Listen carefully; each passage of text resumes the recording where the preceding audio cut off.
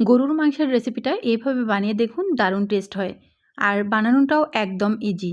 শুরুতেই এখানে আমি 1.5 কেজি পরিমাণ গরুর মাংস খুব ভালো করে পরিষ্কার করে নিয়েছি। তারপর একটা প্যানে দিয়ে দিচ্ছি, সাথে দিয়ে দিচ্ছি 1 কাপ মতো পেঁয়াজ কুচি।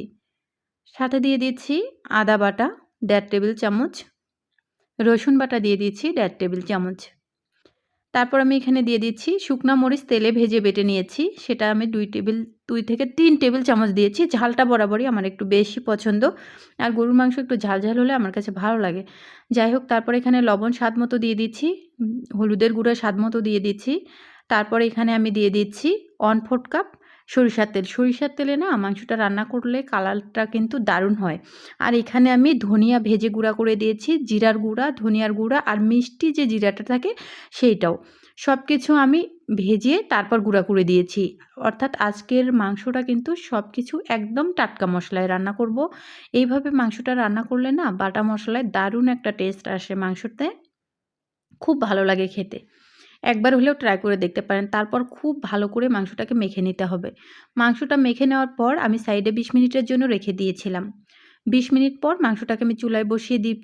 তারপর আমি এখানে দিয়ে দিচ্ছি সাদা এলাচি, দিয়ে দিচ্ছি 8টির মতো, সামান্য একটু জয়ত্রী, সামান্য একটু জয়ফল। খুব ভালো করে এগুলোকে আমি গুঁড়া করে নিয়েছি। সাথে দারুচিনি দিয়ে দিচ্ছি। তো এবার চুলায় মাংসটা বসিয়ে দিয়েছি। এ পর্যায়ে ওই গুঁড়া করা মশলাটা অ্যাড করে দিচ্ছি। ঠিক এ পর্যায়ে এইভাবে মাংসটা গুঁড়া করে দিবেন। তাতে করে দেখা যায় কি খুব সুন্দর একটা ফ্লেভার পেয়ে যাবেন। তো অনেকভাবেই তো গরুর মাংসটা দেখা যায় কি আমরা রান্না কিন্তু সবাই কম বেশি করতে পারি। তো দেখা যায় একঘেয়েমি রান্নাটা না করে না মাঝে মধ্যে একটুখানি এভাবে চেঞ্জ করে রান্না করবেন। টেস্টটা ভালো পেয়ে যাবেন আরকি। তো যাই হোক, খুব ভালো করে নেড়েচেড়ে দিচ্ছি। আর এ পর্যায়ে কিন্তু মাংস থেকে বেশ খানিকটা পানি উঠে এসছে। এই পানিটা দিয়েই আমি মাংসর সাথে মশলাটাকে খুব ভালো করে কষিয়ে নিব। এই পানিতেই কিন্তু মাংসটা প্রায় 50% সিদ্ধ হয়ে আসবে। সো যাই হোক, এ পর্যায়ে কিছুক্ষণ পর আমি ঢাকনাটা খুলে কিন্তু এভাবে মাংসটা নেড়েচেড়ে দিচ্ছি। আর পানিটাও একদম শুকিয়ে নিব। এ পর্যায়ে মশলাটাও কষিয়ে নেওয়া হয়ে যাবে। তো আপনি কষিয়ে রান্না করলে যে টেস্ট, তার চেয়ে বেশি টেস্ট পেয়ে যাবেন। দেখা যায় যে মাংসর সাথে মশলাটা কিন্তু খুব ভালো করে কষিয়ে নেওয়া যাচ্ছে। যখন দেখবেন যে ঝোলটা একদম শুকিয়ে গাঢ় হয়ে এসছে, কষিয়ে নেওয়া ভাব চলে এসছে, ঠিক সে পর্যায়ে আলুটা অ্যাড করে দিবেন। আর যারা আলু পছন্দ করেন না তারা আলুটা স্কিপ করতে পারেন। আলুটা দেওয়ার পর আবারও নেড়ে-চেড়ে ঢেকে দিয়ে বেশ কিছুক্ষণ রান্না করে নিব। তো আলুটা দেওয়ার পর আমি ঢেকে দিয়েছিলাম। তারপর আমি এখানে আস্ত রসুন অ্যাড করে দিচ্ছি।